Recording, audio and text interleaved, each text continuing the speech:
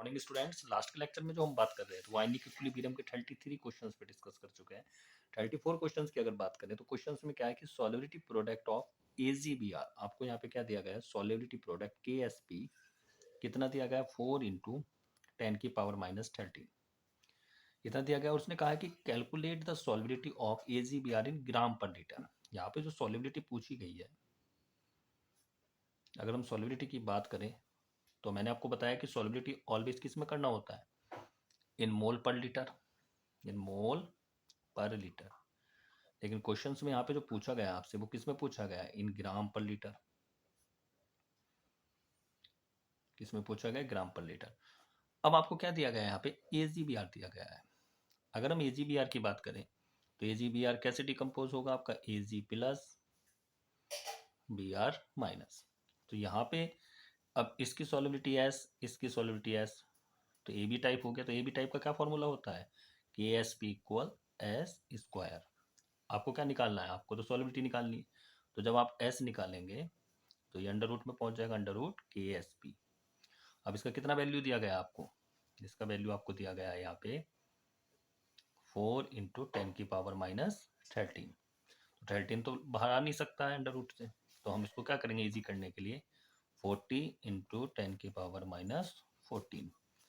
तो 40 का कितना होता है 6, 36 का तो 6.32 अप्रोक्सीमेट इतना आता है 10⁻⁻7। ये आपकी जो सॉल्युबिलिटी है ये किस में आ गई आपकी, मोल पर लीटर।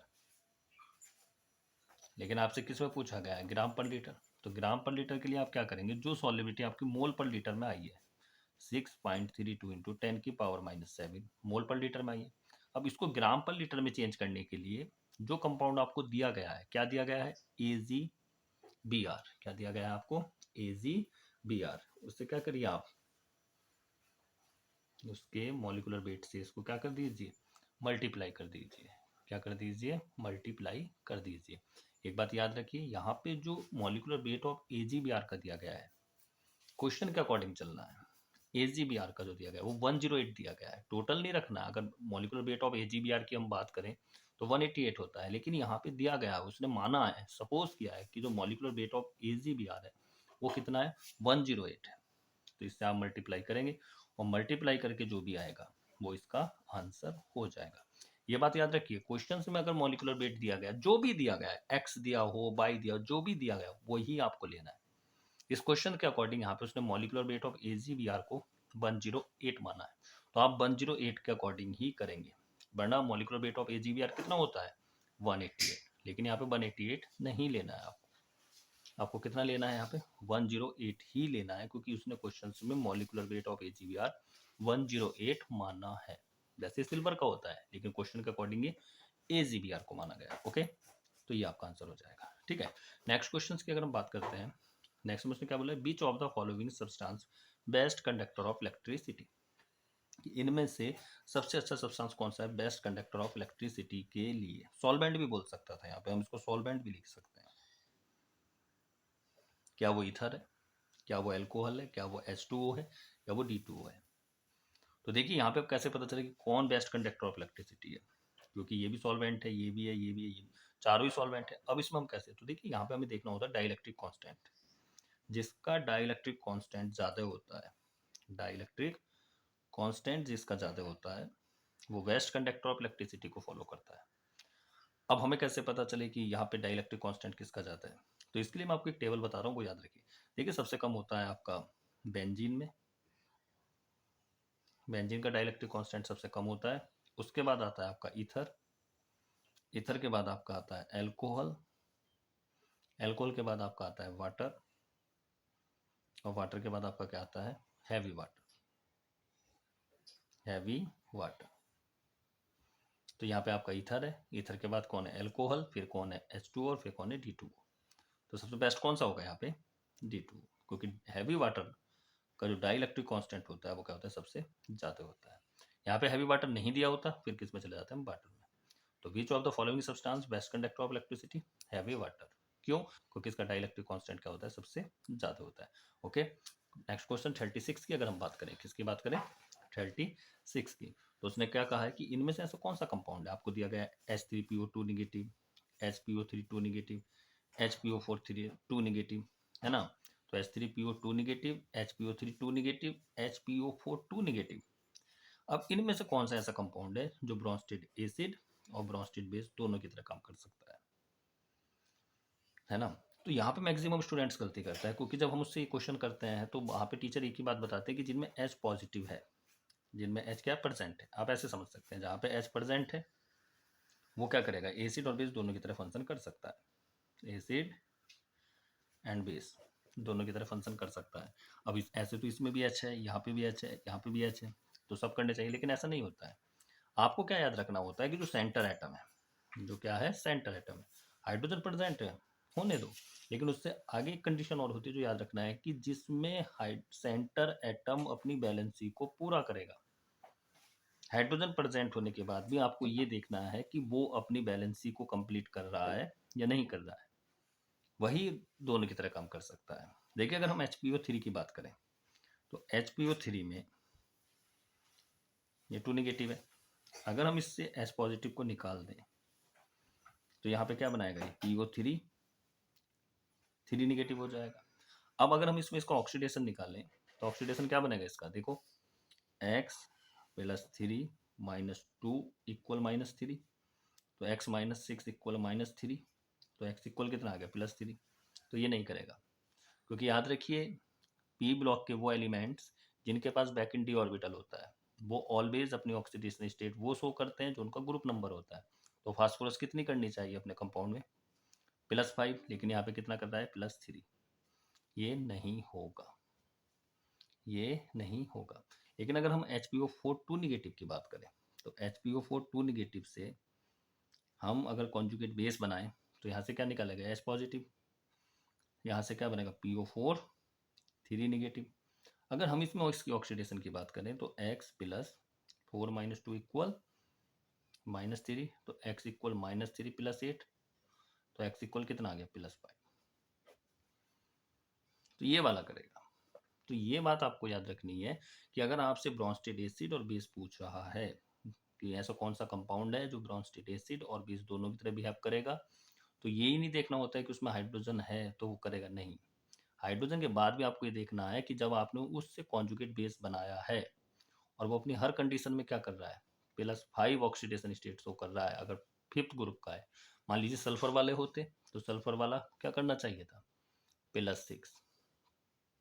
अगर वो कॉन्जुगेट एसिड और बेस दोनों की कंडीशन में अपनी ऑक्सीडेशन स्टेट ग्रुप के इक्वल शो कर रहा है तो याद रखना तभी वो ब्रोंस्टेड एसिड और बेस की तरह काम करेगा।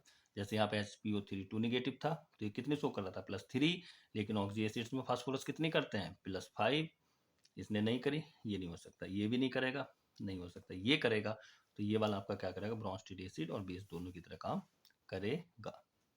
ठीक है, जैसे मैं एक एग्जांपल और ले लेता हूँ, अगर मैं आपसे कहूँ HSO4 निगेटिव,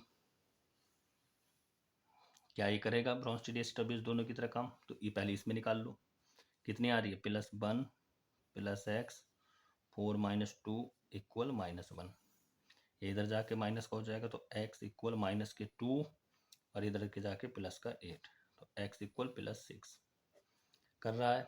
अगर हम इसमें से यहाँ से तो ये कर रहा है +6, और इसका अगर हम कॉन्जुगेट बेस बनाएं तो कॉन्जुगेट बेस में क्या होगा SO4 2 निगेटिव, अब H पॉजिटिव निकाल देता है।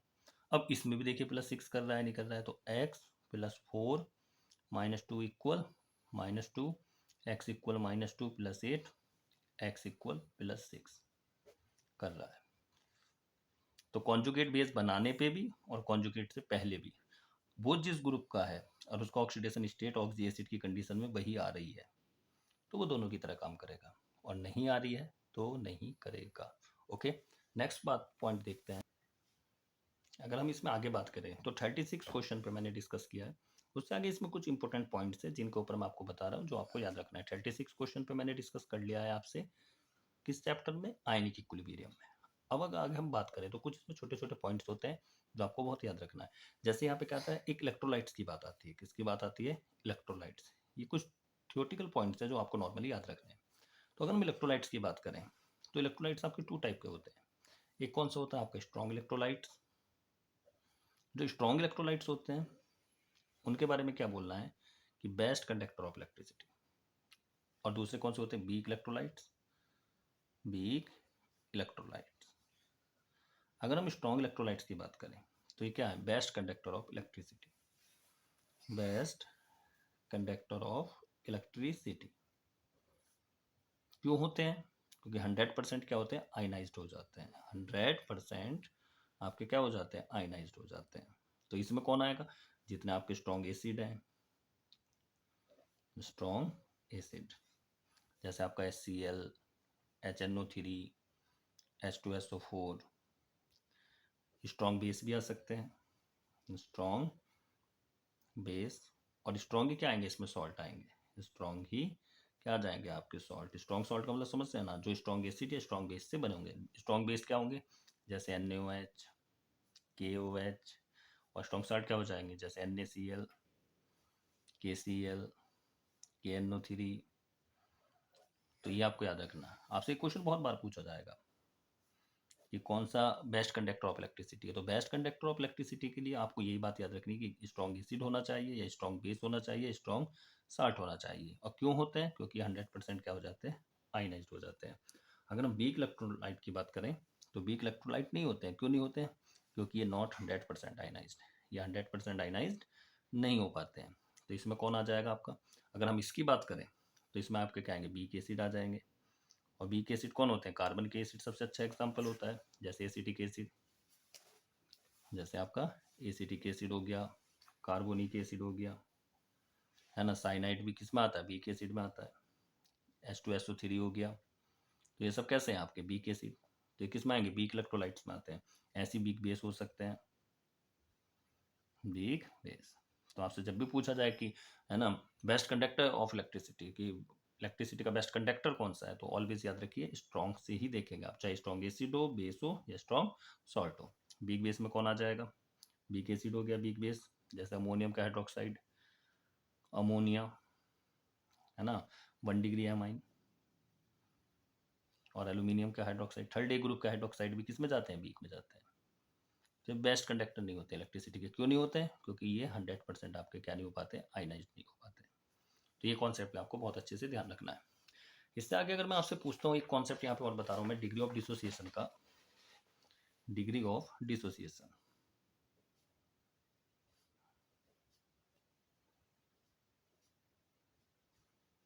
तो अगर हम डिग्री ऑफ डिसोसिएशन की बात करें तो यहाँ पे जो डिग्री ऑफ डिसोसिएशन, इसको अल्फा से रिप्रेजेंट करते हैं। और ये जो होता है इनवर्सली प्रोपोर्शनल ऑलवेज किसके होता है? कंसंट्रेशन के। ये बात आपको याद रखनी है, ये बहुत ज़्यादा इंपॉर्टेंट है कि जो आपका क्या होता है, कि जो डिग्री ऑफ डिसोसिएशन होता है, क्या होता है? डिग्री ऑफ डिसोसिएशन होता है वो ऑलवेज कंसंट्रेशन के क्या होता है? इनवर्सली प्रोपोर्शनल होता है। यहाँ से क्वेश्चन जरूर बन सकता है और बहुत इंपॉर्टेंट क्वेश्चन बनता है, इसलिए इस फॉर्मूले को आप याद रखिए। अगर मैं आपसे कहता हूँ कि मैक्सिमम डिग्री ऑफ डिसोसिएशन किसके लिए होगा?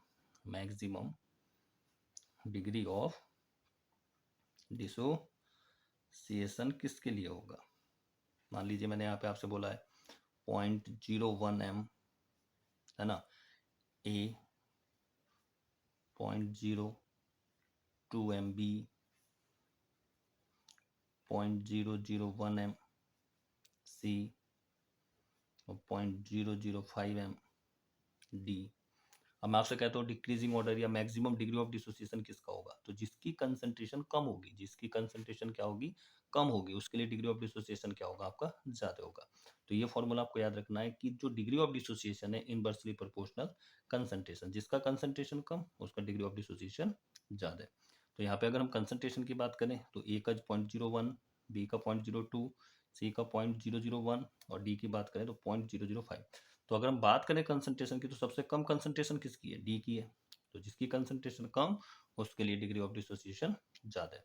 तो यहाँ पे क्या हो जाएगा? अगर हम बात करें तो डी की डिग्री ऑफ डिसोसिएशन सबसे ज़्यादा होगा, मैक्सिमम।